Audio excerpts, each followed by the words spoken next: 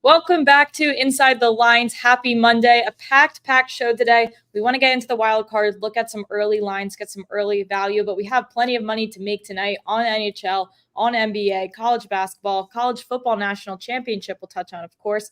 So a lot to get through. We're going to get started right away with John Bowman back in action, resurrected from the dead. How are you feeling, John? I feel like I've been resurrected from the dead. A lot better now. But it's been a rough few weeks, so I'm excited to get back into some sports. Yes, let's warm you up here with your NHL prop of the night. What do you have for us today? Yeah, not too many NHL games tonight, so we're just going to go with one play. Cale Makar over 3.5 shots on goal. He's on the Colorado Avalanche. It's plus 135 on Hard Rocks. We're taking a little bit of a chance here, but the Bruins allow the 11th most shots on goal per game this season. The Avs have the 6th most shots on goal per game this season. He's gone 6-2 to this number in his last 8 games. So he's been getting plenty of shots on goal, and this coincides with the Avs playing really well and winning a lot of games recently. So I think it's correlated to why the Avs are playing well. He's only missed this total 4 times since December 2nd, going 9-4 to this number. And he hasn't had fewer than 2 shots on goal in any of those games. So even when he doesn't hit it, he's still getting his chances. And he's on ice about 25 minutes a game. He's been on ice even more than that, 26, 27 minutes, even a few of the past games as well. So he's going to have plenty of opportunity. I think he's got a great chance to hit this over 3.5 shots, and I like it at plus money. I was going to say, 9-4 to this number, plus 135. I'd call it some pretty solid value here. All right, we'll tiptoe back in. We're going to send you back to the chat now to answer some more questions. I know a lot of people were looking for some NHL. So Happy John is back to do that for the team. All right, let's head into... We're going to head into wild card right now. I'm going to bring in Steven and Jake. We just want to quickly go through – nice background, Jake. We're going to go through some of these games early before we get into some NBA picks for the day. But again, early value is what we're looking for here. So let's rip through these games. Start with Cleveland going to Houston. Cleveland laying the 2.5 now. A lot of steam on them. Steven, why do you think that is? Yeah, I think people had such a low opinion of Joe Flacco for most of his career that him, playing well – and putting up the numbers he has, as people have too much of an opinion, high opinion of him. So in this case, the model likes Houston, has this as a pick 'em, but value against the spread on Houston because as good as the Browns defense is, it's a clear home road skew. They allow nearly 30 points a game on the road. Houston put up 22 against Cleveland without Stroud on December 24th. And I think that, again, the tape is out on Flacco for the last month and the big numbers he's had. He has a lot of interceptions. And I think that D'Amico Ryans is going to be able to figure that his formula out. Pretty crazy stat here from Derek. This will be the first time the Browns are favored in a playoff game since the 1994 wildcard round when Bill Belichick was the head coach. So certainly a long time coming from them and Houston as well. All right, let's move on to Green Bay going to the Cowboys in Dallas. Now Dallas catching a little bit of steam as well. Now 7.5 point favorites. And we've seen this total go up a little bit. Yeah, I think that when we're actually high on Green Bay as a long shot value on our futures, but in this matchup, we've favored Dallas because it's as much of a tear that Jordan Love has been on and really impressively with this insane touchdown interception ratio. They still only put up 17 versus Chicago. So, Dallas is allowing, has held 3 opponents under the team total, the last, including Miami and Detroit playoff teams. And they allow under 16 points at home. So we actually have value on the Green Bay team total under if and when it gets posted at 21.5, 22.5. Yeah, and we'll be sure to let you guys know of that when those come. We'll obviously address these games later in the week too. Just want to get a first glance at them. Let's go over to the Rams headed to Detroit. Now the Rams getting slight steam here, but we have some value on Detroit. Yeah, I think there's obviously the story of Stafford going back to Detroit. And Detroit and the Rams have an awesome offensive genius at head coach and Puka and Cooper Kupp and Stafford and Kyron Williams. So I'm not trying to say that they're not a great offensive team. But in the end, they're statistically just very good. 8th in the league in scoring. They average 0.2 more points per game than the Saints. And when I say dynamic offenses, very few people say Derek Carr and the Saints. So that's why in the model, Detroit, as good as they're so much better at home. They have almost a +9 per game at home. They allow considerably fewer points at home, 3-4 fewer points while also scoring 6 more. So that's why in this case, you're going to have model value on Detroit. Their pass rush has picked it up the last few games after having a 5-game stretch where they had played poorly defensively. Mm-hmm. Yeah, Scott says jumping on the lines -3 in case you see a 3.5. Do you think that this is an act now situation if you do like Detroit, Steven? I think it could bounce back and forth depending on who people are watching. But you can still get a 3 right now. It's gone to 3.5 on most sports books. So yeah, you want to jump to 3. I see it at the win at 3. Mm-hmm. All right, 3 more games to rip through quick before we get into more of tonight's plays. Let's go to Miami. Sweet Tua going to the freezing cold Kansas City, where that is he does not win in cold weather. So what are we feeling here? You can see the steam is on Kansas and the under. Yeah, and in addition to the cold, you got the strength of Kansas City this year has clearly been their defense. It's been carrying them all year. They allow 16.5 at home. And recently I think Achane is a dynamic running back without Mostert and more importantly without Jalen Waddle to take some of that attention off of Tyreek. The Tua's averaged barely 200 passing yards last 2 games, has 4 interceptions, I believe, in that span. So he's a completely different player without having all of his weapons at his disposal, in addition to being crazy cold. Mm-hmm. All right, let's head over to the Steelers, headed to the Bills. The Bills somehow pull out a 2 seed out of this season somehow. We're right in line with the odds makers here with the 10-point spread. Yeah, I mean, the wind could be up to gusts up to 50 miles per hour. So I think that's actually bad for Buffalo. I could see this line coming off to 9, 8.5, because you never know what to expect when the weather's so poor, when it's so windy. A few years, I just remember when Lamar Jackson, when we played the Bills, it was also a ridiculously windy game. Tucker and Tyler Bass both missed like 38-yard field goals, and it was just almost doesn't. So what do you think of these teams and what they could do? It might go out the window. So I'd be a little nervous if I was Buffalo because they obviously have a huge advantage in the passing game, you would think.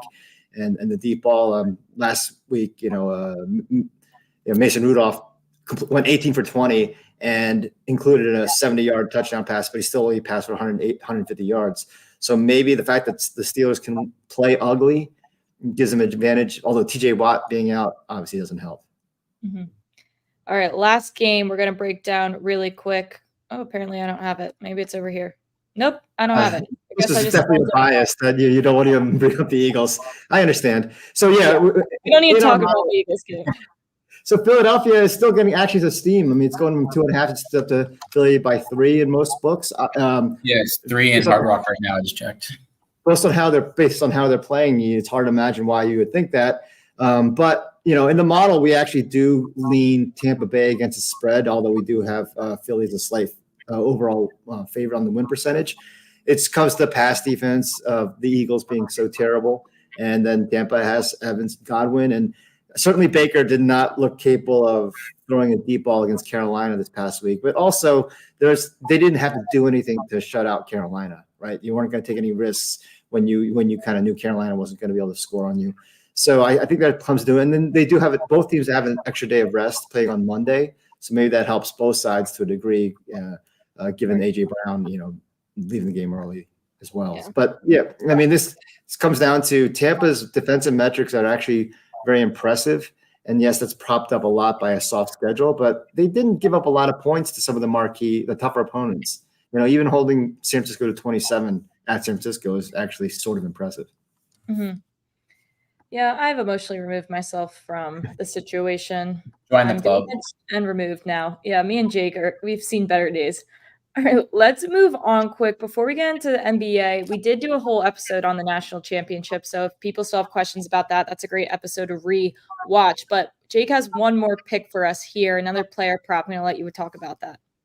Yeah, it's just a value play with the line at 67.5 on Prize Picks because every sports book out there has this line at 59.5.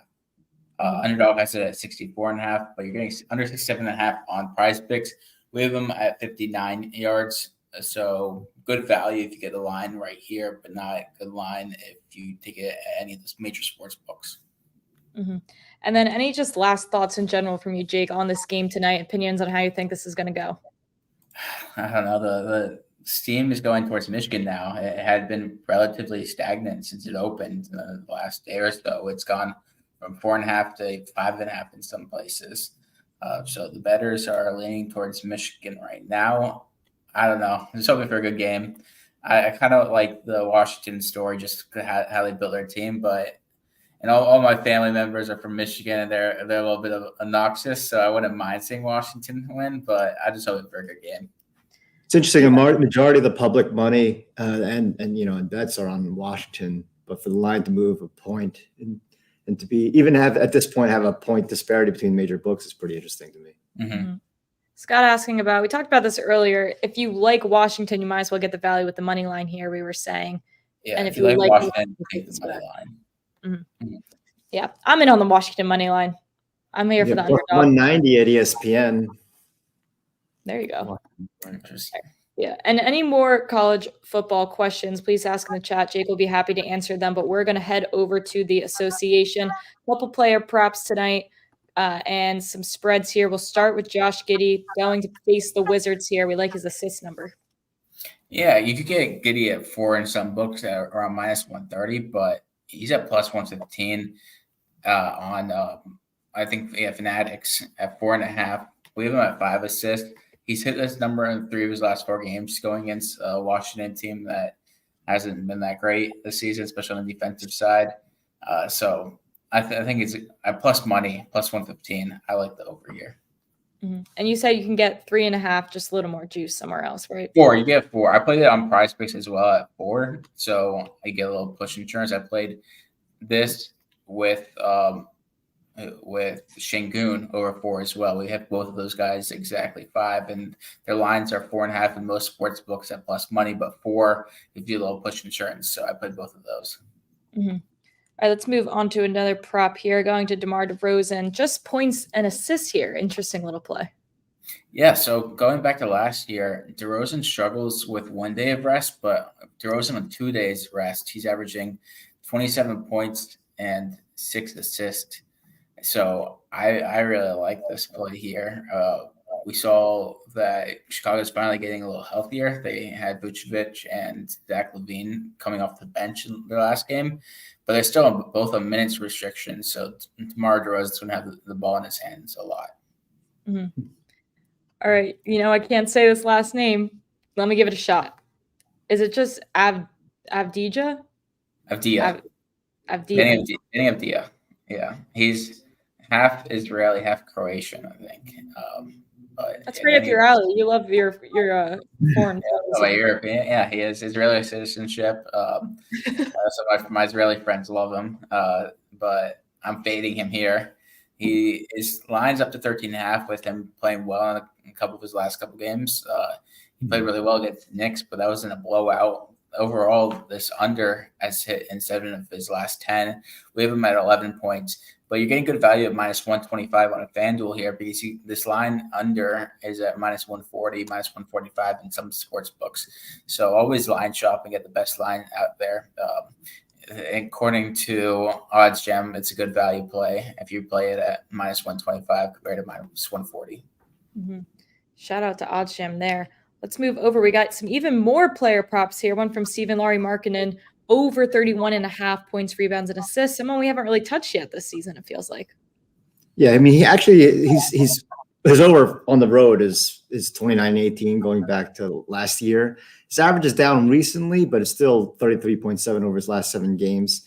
And it's still also a fading of the Bucks defense this year. Now, Dame is out tonight, so maybe the Bucks will actually play some defense. I'm hoping not. But I saw the Bucks against Wemby. They're comfortable trying to outscore these teams, and they're just not the team that we think they are.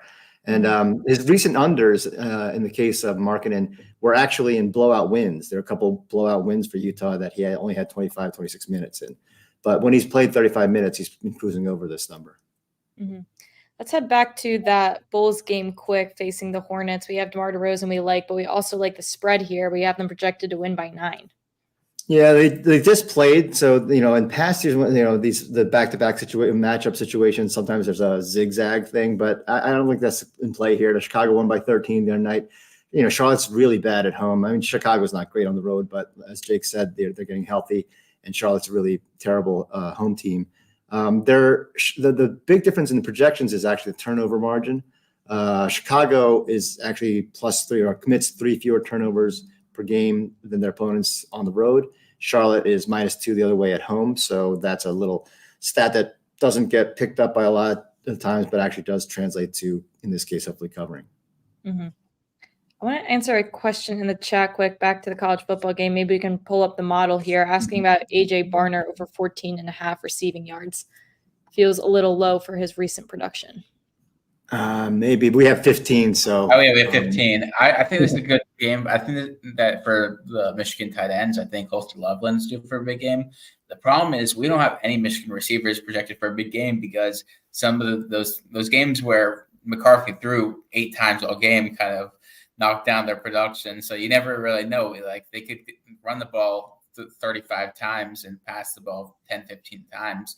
Or they could really try to air it out, and you just don't know with a Harbaugh coach team. But I don't. So I'd be very conservative, but I think this could be a game where they just really try to air it out and take advantage of Washington's secondary.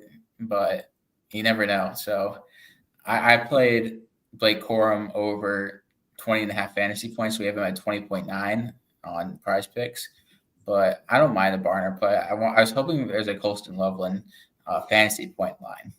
But what about Polk here? We have him projected for 49 yards. I don't know if that has I don't know what his line is, but Nick asking about him.